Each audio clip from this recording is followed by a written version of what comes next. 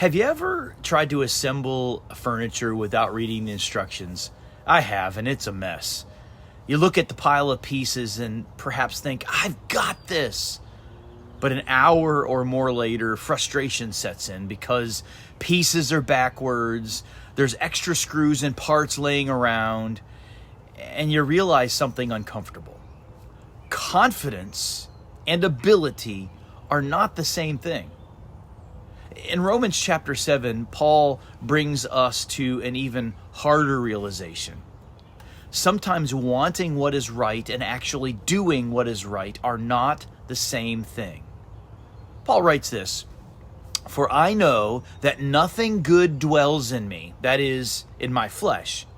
For I have the desire to do what is right, but not the ability to carry it out."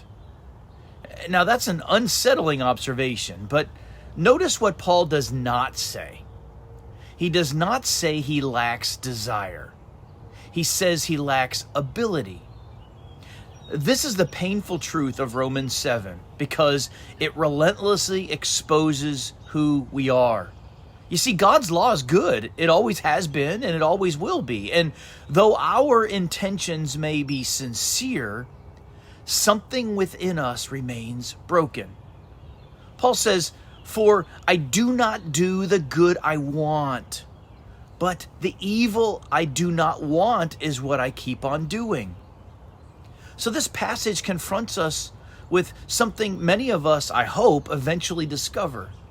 And that is, self-improvement cannot solve what sin has destroyed. Simply trying harder does not close the gap between God and us.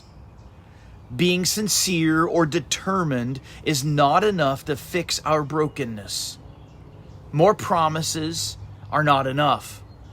More willpower by itself, not enough. Because nothing we do is enough. Our problem goes far deeper than our behavior. It's rooted in the human heart itself. But please, notice something encouraging in this passage. Paul is not describing someone who's comfortable with sin. He's describing someone who hates sin, who fights against sin, who longs for something better than the sin that reigns in their life. In the presence of that longing in those who have been touched by Christ's saving work reveals His active grace in our lives. You see, Christianity does not begin when strong people improve themselves. Christianity begins when weak people finally realize they need rescue. And that is exactly the place and the right posture God wants for us at the end of our self-sufficiency.